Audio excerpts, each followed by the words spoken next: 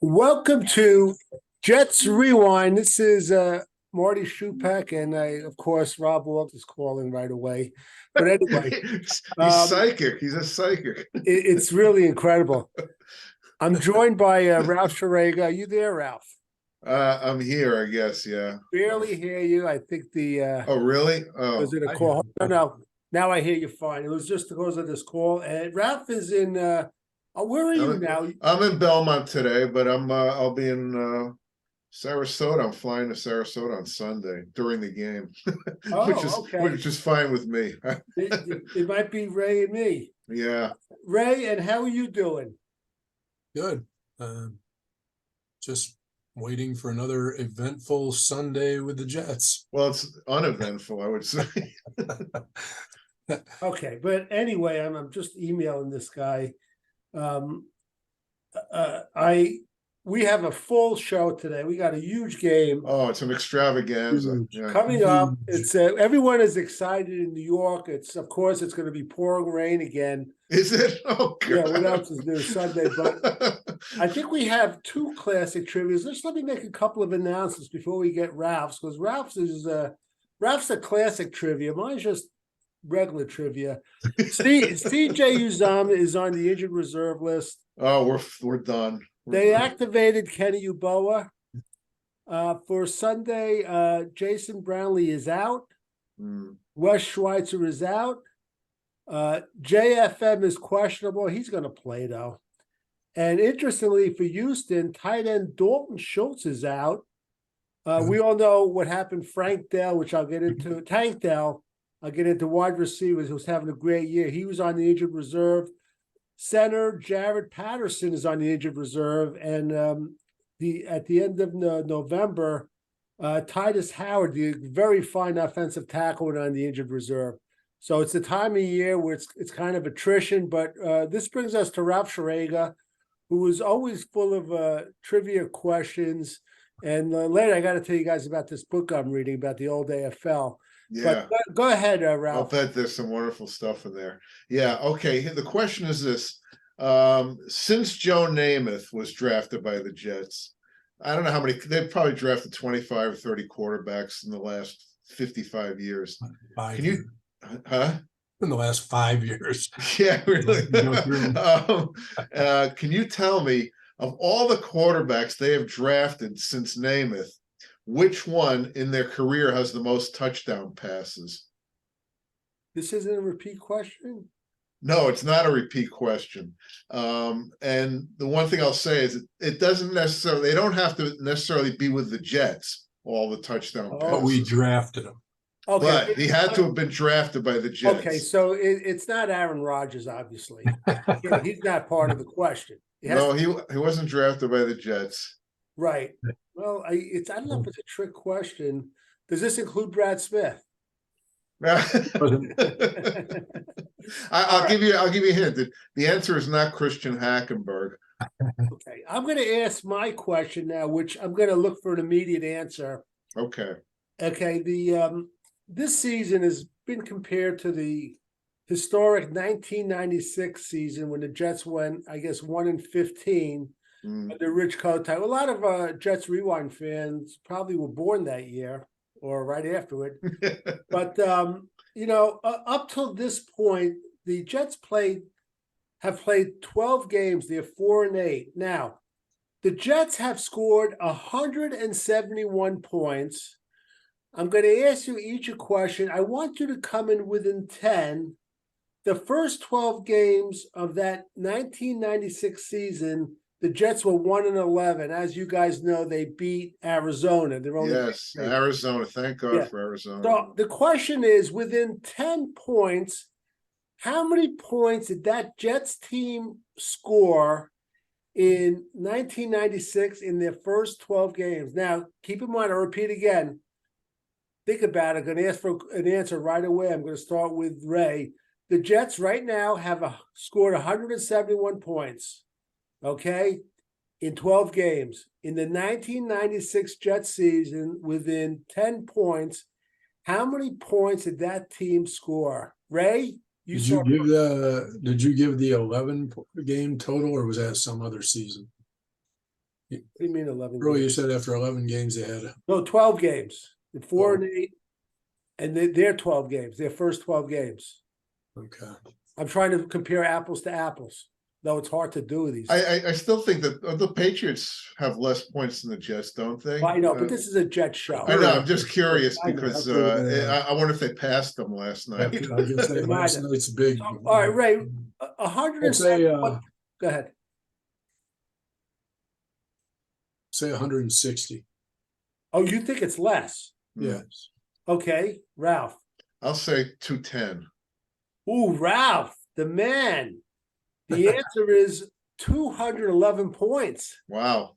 So, Ralph, that's good. So I guess if I use That's my a gold quick star. math, I get Ralph, another T-shirt for that. Yeah. you're good in math, and I think that's like what 30-40% more points. But anyway, let's get right into Yeah, we it. get the point. We got the point, though. I'm going to have an announcement right before Marty's key points that you guys are all going to like, but we're going to work on Ralph's trivia question. I think I have the answer, but this question is that did Trevor Siemian, did he get a fair shot? I guess it's because he only played part of a quarter and a half, or whatever it was, or what did he play, a half? I don't even No, remember. not quite. I Quarter don't and a think. half. He should have played a half. And should Zach play after the rumors of him? It wasn't not wanting. He used the term reluctant. That's the Right. Yeah. So Ralph, I'll start with you. No, I don't think Simeon got a fair shot. Not that I expect he's going to, turn this franchise around, but I'd like to see him for a full game where he gets the reps, first team reps. There's plenty of games left. I'm sure Wilson will get back on the field. The whole Wilson thing. I mean, it's just, this Jet train wreck. It just keeps going on. Matt Lewis said the other day, what's the only difference between following the Jets and having a colonoscopy? And the answer is, in the case of a colonoscopy, you're not quite sure what the results are going to be. It's just one thing after another with this team, and we'll get into the Aaron Rodgers reaction, but from Wilson's standpoint, I don't understand how he could even broach that subject with anyone, because while he's made all his money that he's going to need to make if he takes care of it, teams will take a chance on him because of his talent. But if they think he's got an attitude problem, he's Right. like that. I mean, that's really risking. I don't know if he's, damage control. He went to Sal and said, I want to play. I think we all agree that, believe it or not, he probably gives us the least worst chance of losing. I'll put it that way, instead of best chance of winning. But I would like to see Simeon play a game. Yeah. Ray, how about you? Oh, he definitely didn't get a fair shot. I don't know how you expected him to play with, minimal reps and lousy weather, and then you're coming in to a game that's already going in the wrong direction. I just don't see how he was going to succeed, or how they've handled him ever since he's been here. And then to not give him, at least, look, the season as far as playoffs is over. Let's be real about it. So why not give him a week of practice and see what he does? I don't know what's going on with these guys as far as deciding who plays, who doesn't, who's cut, who isn't, who's,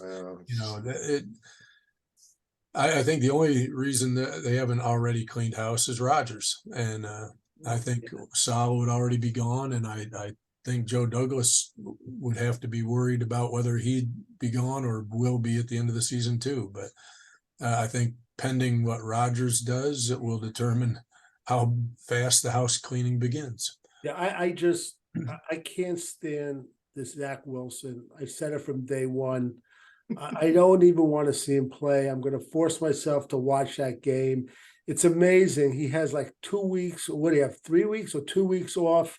And all these Jet fans are saying it's going to be a different Zach Wilson. Just watch this, that, whatever. I don't know what they're talking about. I would love to see Trevor Siemian in there. I'd love to see him, as you guys say, get first team reps all year. And by the way, talking about that, did we mention this? Why do they always give just a starting quarterback, the first team reps. I don't understand that. There are injuries in the NFL. You got to give the backup some first team reps too. It made no sense to me. It's ridiculous. So I'd love to see Simeon in for a whole game. And who's the guy that picked up Brett? Oh, Brett Rippon. Yeah, we were picking up all these backups that we beat last year. Who's the guy from Miami? He'll be next. Marty, you remember his name? Skylar Thompson. We got to get him next. But meanwhile, and I asked you guys last week, we're not going to go over it. I went over it with a friend of mine. We came up with, think about this. The United States has what, 330, 340 million people? Last count, yeah. In the NFL, there are between 18 and 20 competent quarterbacks that are in the league. That includes a couple of backups, and you saw last Monday Jake Browning, what he did. And my point is this, I agree with what Ralph said a few weeks ago. Every year they say this is an incredible quarterback year, but what the heck's the difference? Think about it, really. What's the difference? I think there is talent out there that they just are not given a chance. I really believe that. I just can't believe in this day and age, there are only 18 to 20 guys that can move a team downfield, that could have vision downfield, that has a chance to read a defense, and that can transition from college. I don't care what college they played in to the pros. It doesn't make sense to me. So, I just wanted to give you my 2 cents on that. I don't know if you guys thought, what's your feeling about like quarterback competency in the league, Ralph? Well, there are a lot of injuries, and you make a good point statistically, Marty. I don't know if it's so much the quarterbacks or maybe they're being rushed too much and getting ruined. And there's just not enough people, coaches who really know how to bring a young quarterback along. Green Bay obviously has figured it out. And for some reason, nobody seems to be following their template, I mean, there are only a couple of Andy Reids around. Ralph, let me just interrupt. Yeah. You say Green Bay. Who's the GM there? Gunther? Gunthorst or whatever his name, Yeah. Brian. So here's the question. Was he the GM when Brett Favre was there? No, he wasn't. That was a long Ron time. Wolf. That was probably Ron Wolf, yeah. Who used to be with the Jets, yeah. Was he there when Rodgers started and Love was sitting? I have no idea, but obviously they are learning from the model that when they take over that team. It's so obvious. I mean, Jordan Love, I guarantee if Jordan Love was drafted by the Jets or another crappy organization and thrown in at the beginning, he wouldn't be playing. He'd be a bust now too. I just think there's so much pressure on these teams when they draft a quarterback high to throw him right in there. And most of them just can't do it. Once in a while they can. And you even look at someone like Justin Herbert. I watched him the other day against the Patriots. He's not the same quarterback. I don't know what's going on, whether his coach is screwing him up too. Yeah, but I want to ask Ray. Ray, your feeling is it that these coaches are under so much pressure to stick these rookie quarterbacks in there, and for every CJ Stroud, you get a 5 of Bryce Youngs and Justin Fields. What do you think about the pressure these coaches are under? And GMs, GMs too. I've always, because it's a money game now. That's where money has screwed up most sports in the world, because it becomes more about protecting your investment and so I've always felt like the quarterback should sit at least a year.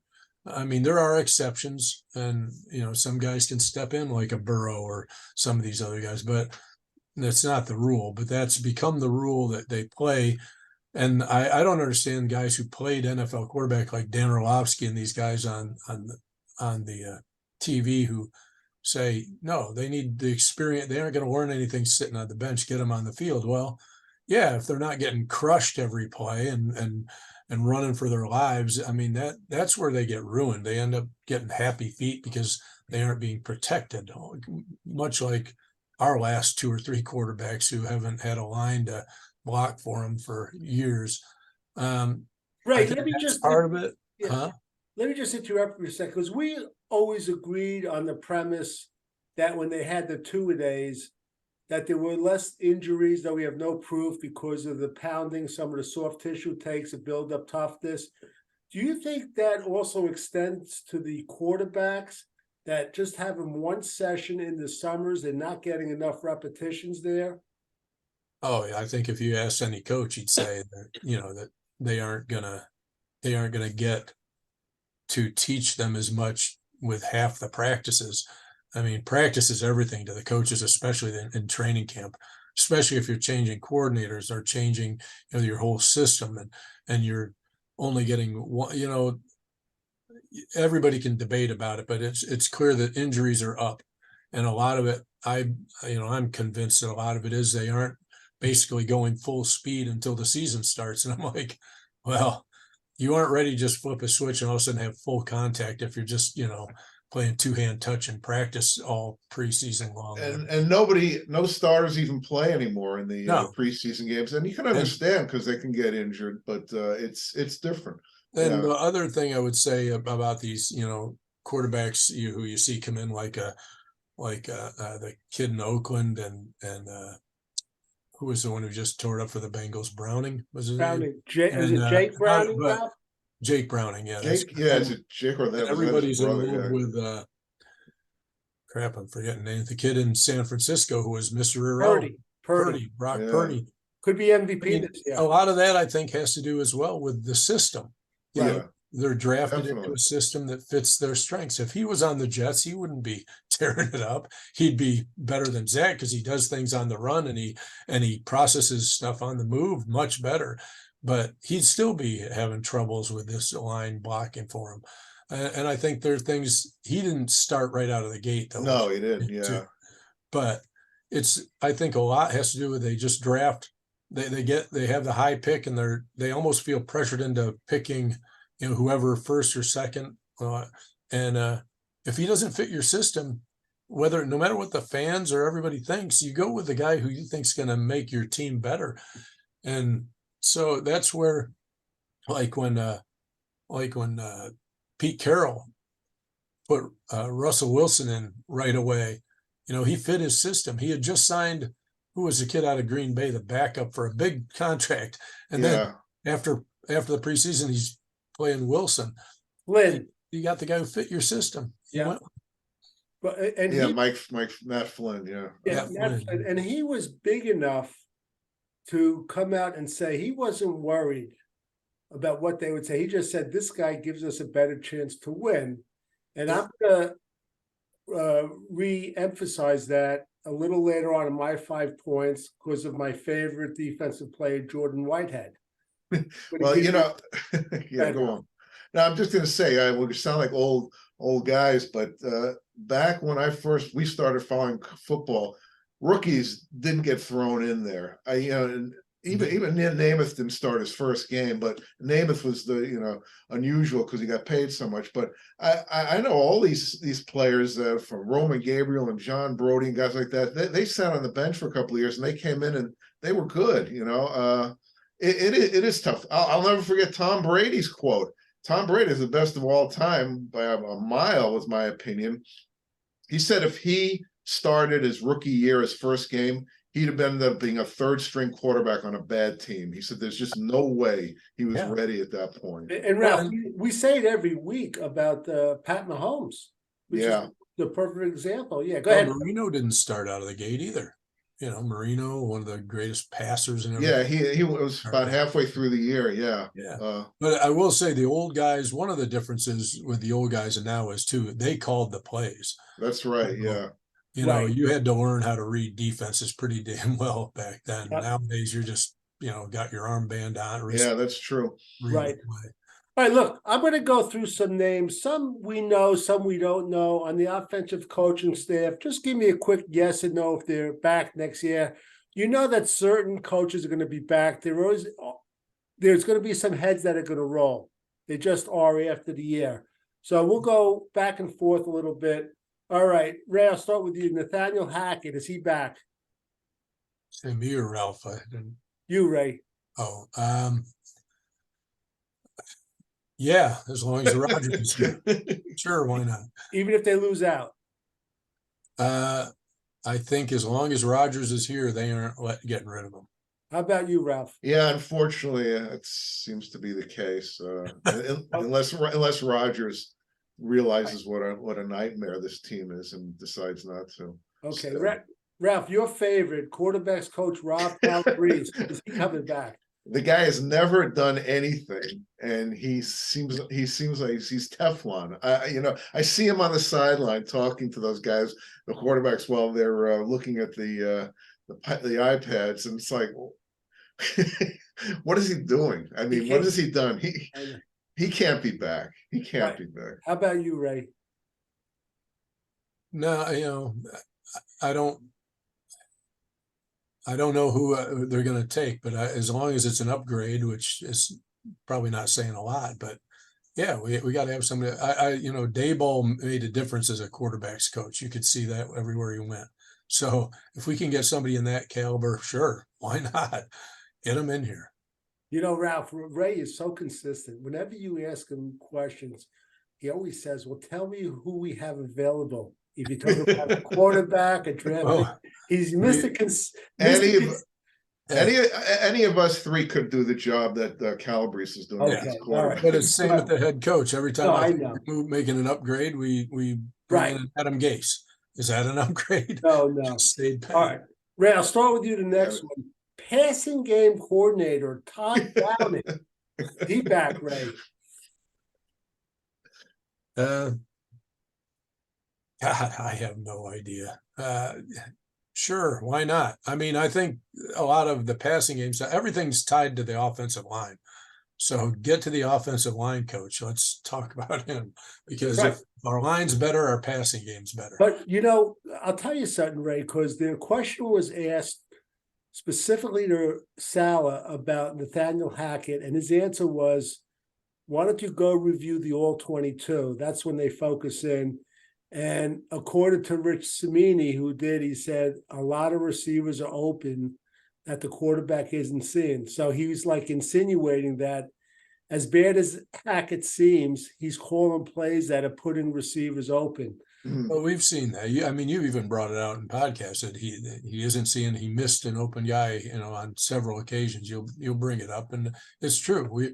They don't see the field well. I mean, there are a lot of things that could be better about this team besides the line. Okay. Ralph, what about you, Todd Downing? And then we have one more after that. No, I don't think he'll be back. Yeah, I don't think so either. I think that these guys, they're always scapegoats. And we spoke about it a few weeks ago. Look at Pittsburgh. They fired their offensive coordinator. The Bills fired their offensive coordinator. At the time, I think they both have winning records. All right, the last one, Ralph, you start.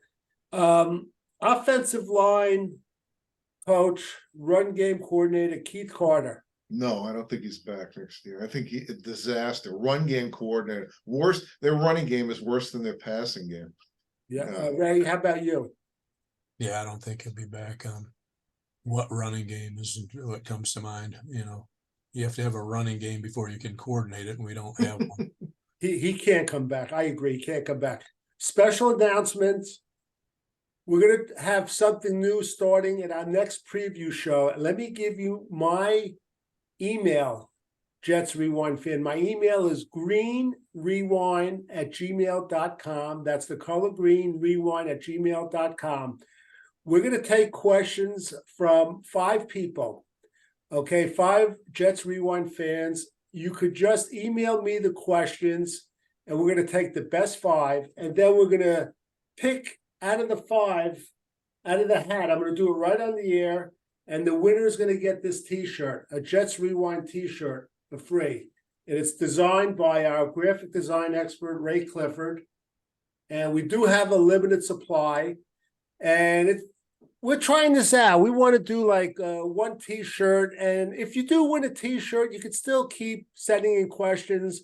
You just won't be involved in the picking out of a hat. So please, greenrewind@gmail.com. You could address it to us individually, Ralph, Ray, Marty, or all three of us. We're happy to answer any Jets questions, any draft questions, any strategic questions. Okay, let's move on. I'll go over that again at the very end. I don't know, Ralph put a question. Rodgers called out those who spread the rumors. Is he losing patience with the organization? Ray, what do you think? No, I think I think that's typical Rodgers. It's like, let's not drag it down any further. I'm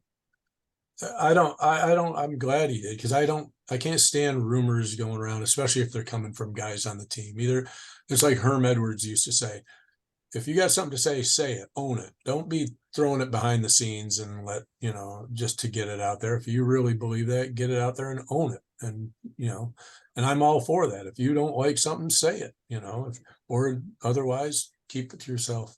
Right. Ralph, what about you? What do you think? I think Aaron Rodgers is one of these guys. He's a high achiever, and he's not going to quit on the Jets, but I think in his head he's thinking, yeah, this is kind of a dysfunctional team, more so than I actually realized. And I still think he'll be back next year, but between now and the end of the year, who knows with this team? I mean, the crap that happens to this team, you just can't make it up, and there's still plenty of time, but I think he'll be back. Well, this year, it's every game, guys. It's so exhausting watching these games. It's such a freaking effort. I've never seen a season like this. When we say it every year, and it gets worse and worse, going back to Gase and everything. It's just unbelievable. Yeah. All right, Ralph, you help me with the next question. Are you in the tank mode yet? Meaning what? Are you hoping the Jets lose out so they get a really high pick? I'll start. Listen, I tell you guys, I want to win football games. Unless it comes down to the last game and there's an Andrew Luck or Peyton Manning there, I don't care. I just want to win gosh darn football games.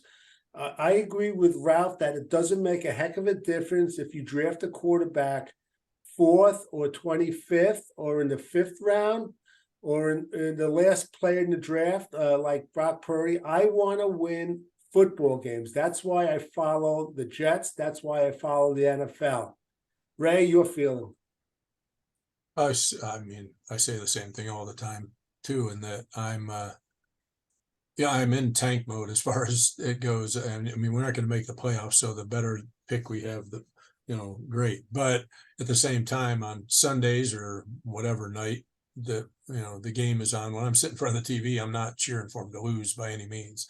I'll deal with the ramifications of winning like we did and lost out on Trevor Lawrence later. But at the time, I'm like, it's that mixed feeling of giddy and what the hell did we just do, that I deal with after the games. But I'm never going to sit there in front of the TV and cheer us, cheer losing. That just doesn't happen. I'm first and foremost, I want the Jets to win and then go from there.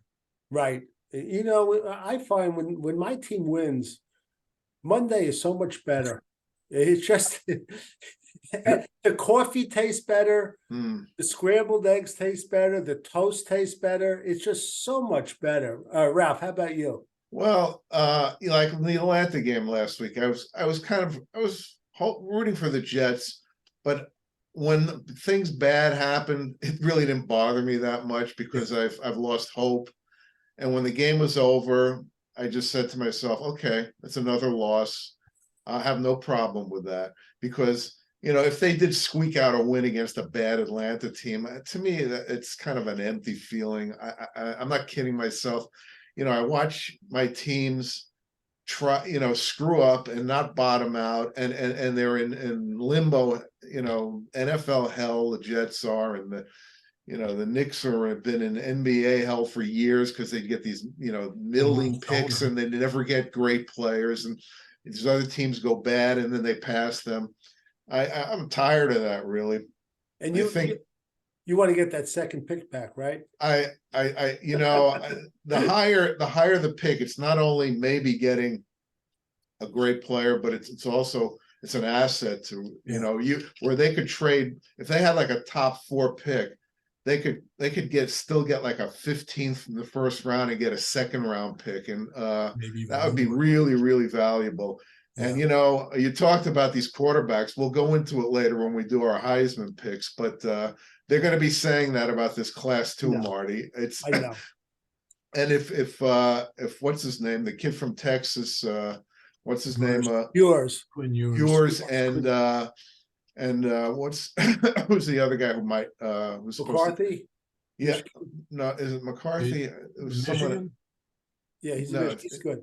He's good. No, there's another guy who Deion Sanders' kid. Those are two guys who might not come out this year. Right. If they both came out, they'd break the record for quarterbacks in the first round.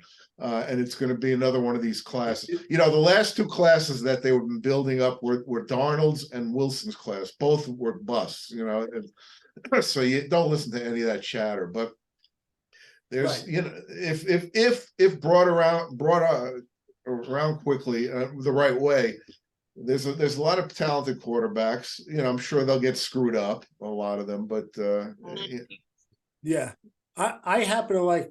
We'll get into it. McCarthy from Michigan. I like this guy.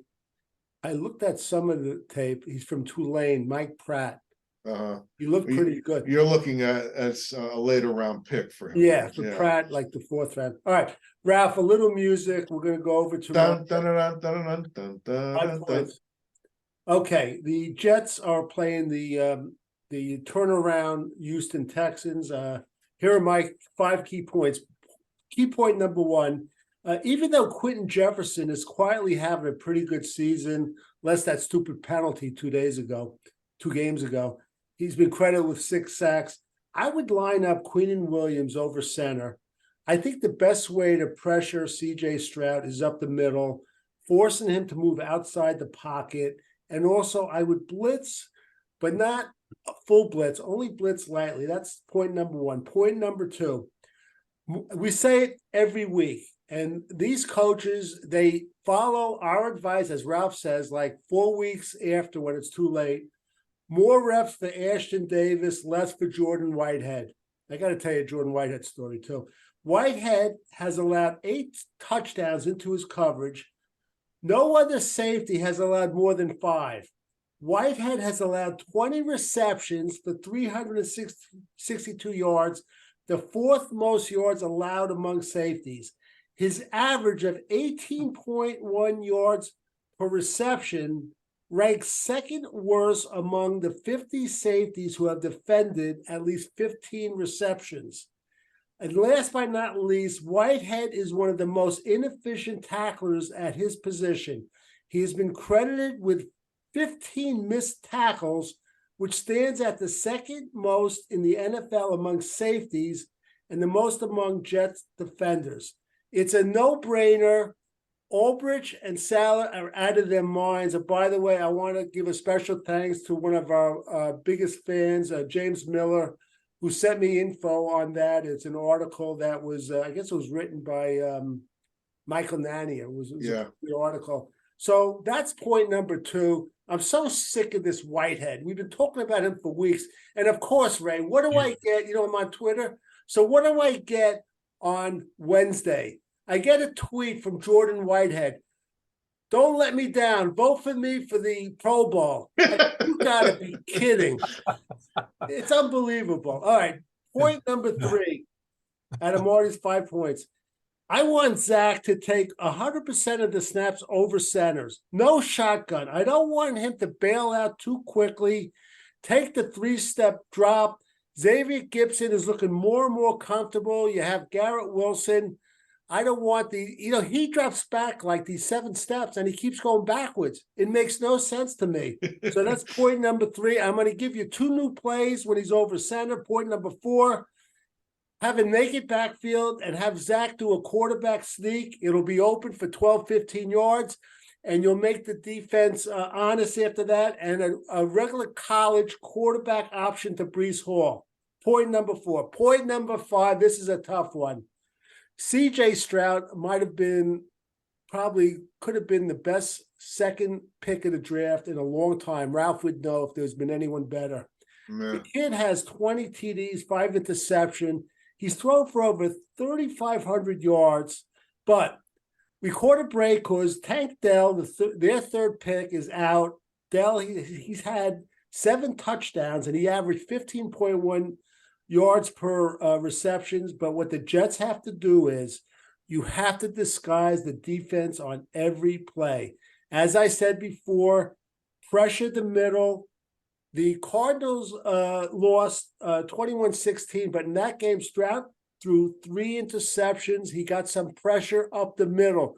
You have to do it. If you're going to blitz up the middle a little bit more than you normally do. So those are my 5 points. And Ray, you have a photographic earpiece. So tell me your opinion. Do you want to add or subtract anything?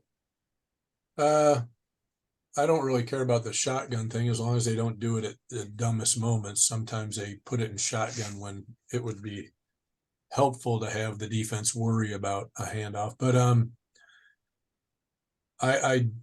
I'd say I agree with a lot of it. I think that Stroud has taken some sacks, so even though he's mobile, you can get to him. And pressure up the middle is always, to me, the best one for rattling a quarterback because you're right in his face.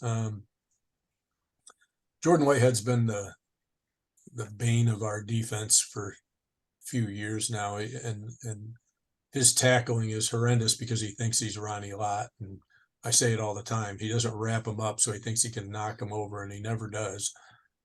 I think we got to actually, I could see the team, rising up and playing a good game against these guys, and even Zach, I could see him surprising people with a better game because I think he's in this I don't give a rat's behind attitude. At least that's how he sounded in his press conference. So I think this is a game that, we really have a shot at. And so I agree with, most of your points. I don't think there's anything wrong with that. I don't know about the spread the thing and he's going to go for 12 to 15 yards. I'll believe that one. When I see it. I mean, I do think he should run, but as far as our line opening up a hole is questionable. But okay, all right, Ralph, your take on it. Well, as far as the Jordan Whitehead thing, of course, we've been talking about Ashton Davis, but this is one of the core problems with Sally. He just sticks with guys way too long. I mean, I just don't think a lot of teams would have stuck with him playing at that level. Quinn Williams over center. Yeah, Quinn Williams, sure. I have no problem with that. Blitzing a little? Blitzing a little? Well, I mean, I'm always for varying, varying the attack. Variety works in any aspect in sports. You want to vary your attack or whatever, your pitching or whatever. What were some of the other things, Marty? I don't have the. Just Quinn Williams over center. Yeah. Ashton Davis, Zach, take this snap. Yeah, that one. Like, all right. So with Ray, you're always recommending Zach run more, and I think his best runs are when they're not scripted. Actually, right. Yeah, I think once in a while. Yeah, if you pick the right moment, which I don't think Hackett would do, but I don't trust him to do that. It's funny because you always, the few times that they've had scripted runs, you could feel it coming. And it just didn't work. I mean, it didn't work. Ralph, don't we feel every play they're going to do? Yeah, I know. I'd like them to attack the edges more. Everything is up the middle running, and they just stuff the middle, and then they put 12 guys in the box, and even if there's even if there isn't success with certain things, keep doing it. If nothing else, you're going to open up the middle a little more if you keep going around the ends. You're going to open up underneath stuff more if you throw a lot more long passes, even if they don't work out. It's just kind of simple, but for some reason, if there's no success the first time, they give up on it. Right. And I just want to say, because I didn't do a 2-minute Tuesday, I still maintain something's not right with Breece Hall. Yeah. I know there aren't any holes, but he's going down something is not right with that guy. I don't know what it is. Ralph, Joe Benigno, our contemporary, he came out and he made a big deal about, he's had a relationship with Salah, but he actually went public with a few things, and I almost fell off my chair.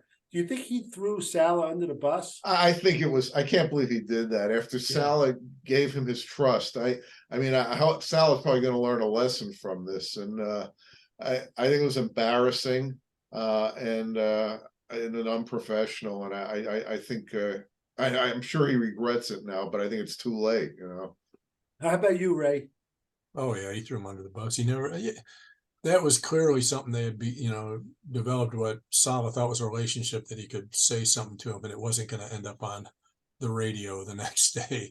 I mean, that was something Joe should have known better. He's, I know he wants to be, it's something that down the road you could talk about, but you don't want to, right at that moment, that was to be kept to himself. That just caused more trouble than it was worth. And that's probably his last golfing outing with Salah for a while. I think so. Real quick though, Ralph, Yeah. I gotta say, Ralph, it's not all true. We do try things again when they don't work. Like the run up the middle on first down seems to be a constant. You got me on that one. It's right. All right, We're going to do it until we get it right. Okay.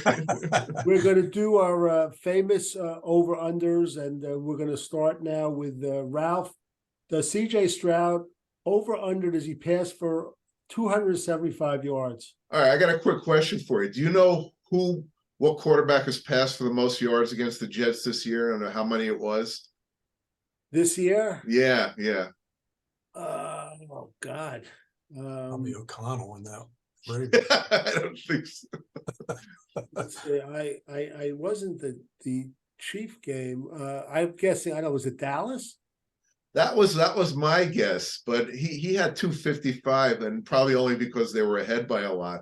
But actually, the Jets have not given up 300-yard passing game all year, which is pretty remarkable. They played well against good quarterbacks. Yeah, it was Jalen Hurts 280, and he threw like 3 picks that game or something like that. Yeah.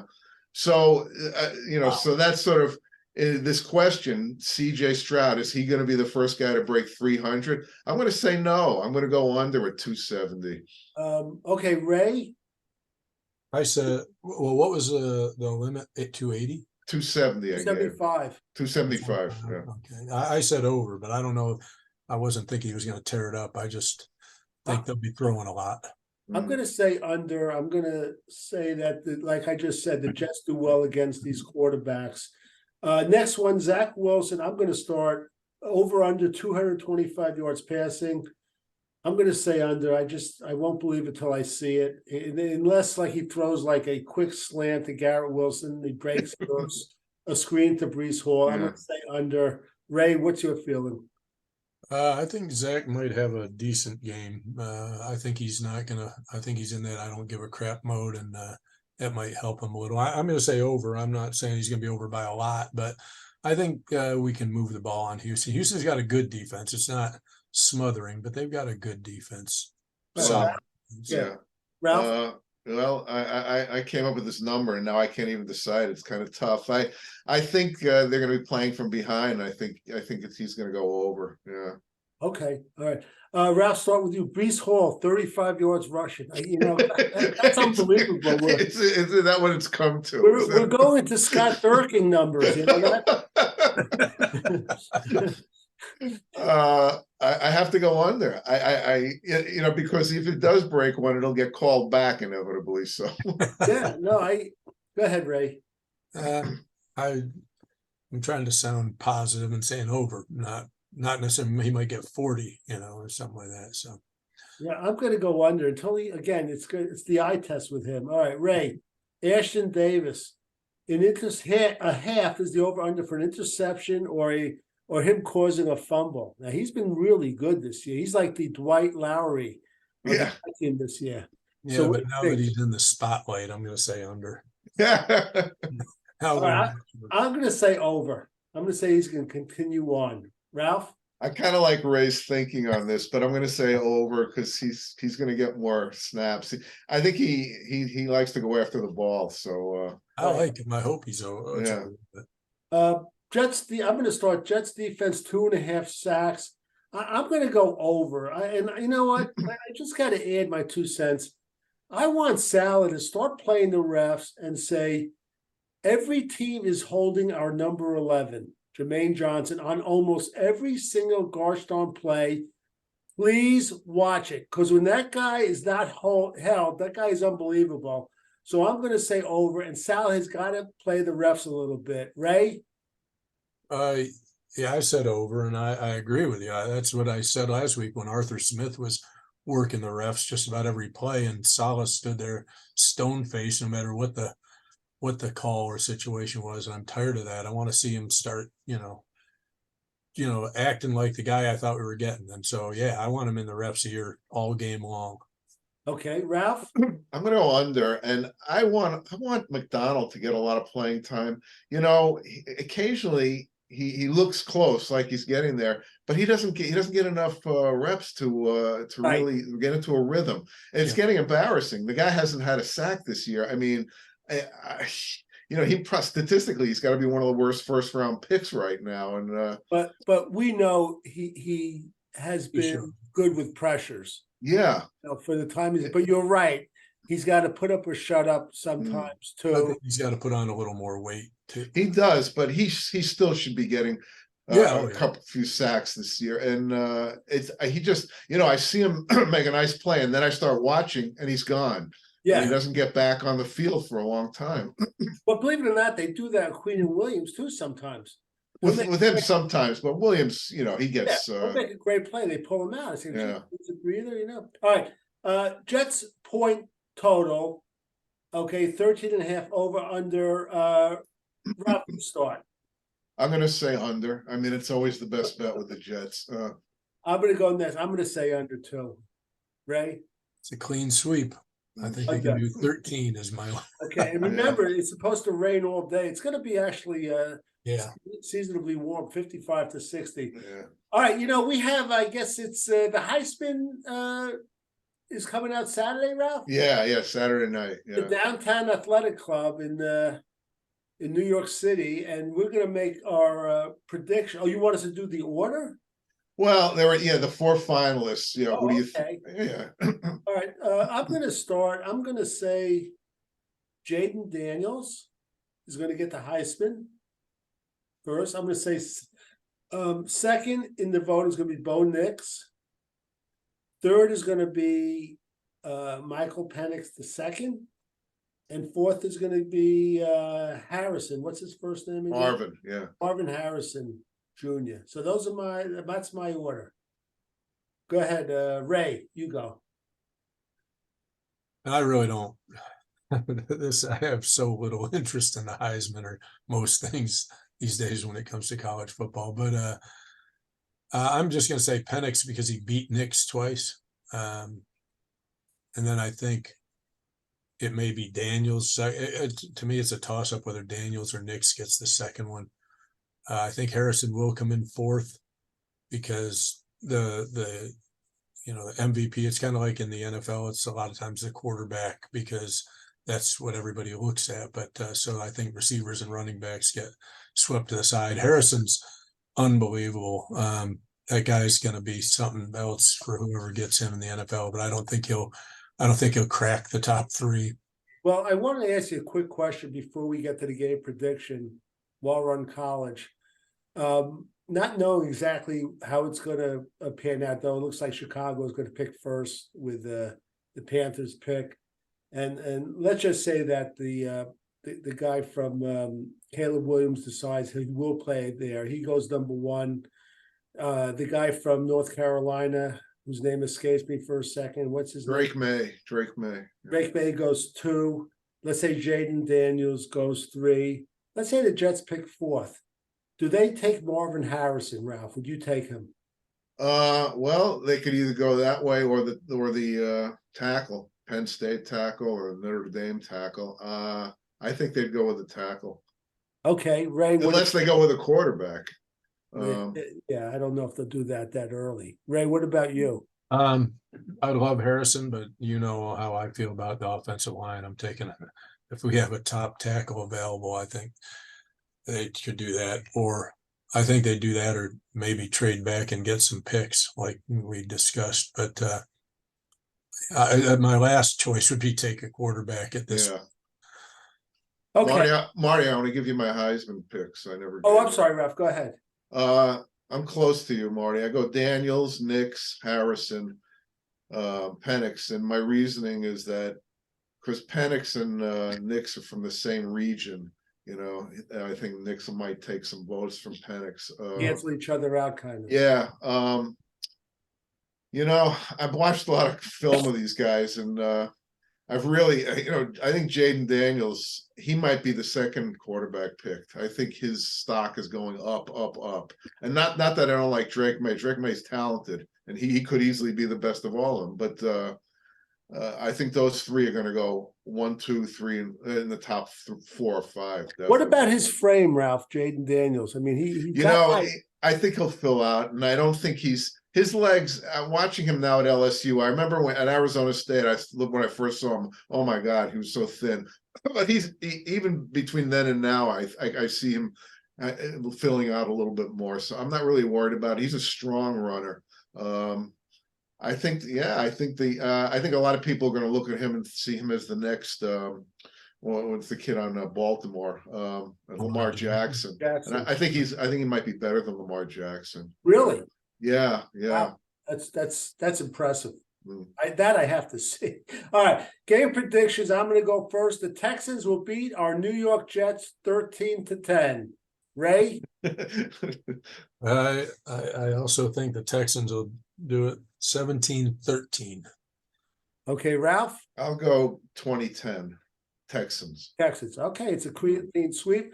We're going to go back to a trivia question before we do. Just a reminder, all Jet Rewind fans, send in those questions to greenrewind@gmail.com. Just put in the subject, Jets Rewind, and we'll know. And our next preview show, we'll answer a couple of questions. By the way, I forgot one over-under. Blake Cashman, 8.5 tackles. That's definitely over. Yeah. Incredible. All right, Ralph, repeat the question. And The question is, since Joe Namath, we're not counting Joe Namath, so starting in 1966, the Jets, all the quarterbacks they have drafted, which one has the most career touchdown passes? And it doesn't necessarily have to be with the Jets, but he had to have been drafted by the Jets. Ray, you go first. I'm thinking it's going to be someone who didn't end up with the Jets, but I'm going to go with Ken O'Brien. That's what I'm going to say, Ken O'Brien. Ken O'Brien was second with 128. Give me some music, Marty. You ready for this? Are you guys all sitting? The answer is Jeff Blake. Oh my God. How many teams? That's 134. Can you believe that? That's a great question. Yeah. Talk about Blake Cashman. We missed that guy, huh? Did we? I was trying to think of who was on other teams, and I couldn't come up with it. You know when we first started years in Cincy. Yeah. Ralph, talking about missing, one of the very early ones that I lost sleep over. Do you remember Terrence Mathis? Oh yeah. And he goes to him, Ray? Atlanta, yeah. Falcons. Yeah. Like two years in a row, the guy was like unstoppable. Well, that's like when we sent what's his name, Moss to the Redskins, and he did hardly anything with us, and he got on the Santana Moss. Yeah, I loved Santana Moss in college. Yeah. It's unbelievable. It's the Jet curse. All right, listen, we're going to close this out. Remember, everyone. Oh, anything else? Your trivia question? We answered it. We answered that. Oh, okay. Yeah. Yeah, it was you, Ralph. It's such a long show. You know my what, memory. Ralph comes within 1 point, and of course he's going to repeat it and repeat what he did because he was within 1 point. Talk about an ego. Oh my God, he's got a bigger ego than Jamal Adams. You know, hey, how's Jamal Adams doing these days? Somebody calls up FAN and said, you know, when they cut him, any chance of the Jets signing him back? Which is incredible. All right, listen, again, we are approaching Christmas. I want to urge all listeners, and I always tell you this time of year, there are people out there in worse shape than you. If you got your Christmas bonus, please put like, a few bucks aside, buy some canned foods and drop it off at the nearest food bank. And I know some of our listeners are on they're involved in finance on Wall Street. I don't know if you guys know how that works. They get their bonus number now and they're not paid till February. But, still, you guys could throw in a few bucks too. So anyway, we're going to close this out. Enjoy the game. And for Ray Clifford in the Buckeye State, Ralph Schrager in the Bay State, and Marty Schupak, I'm up here in New York. And until next time. Thursday.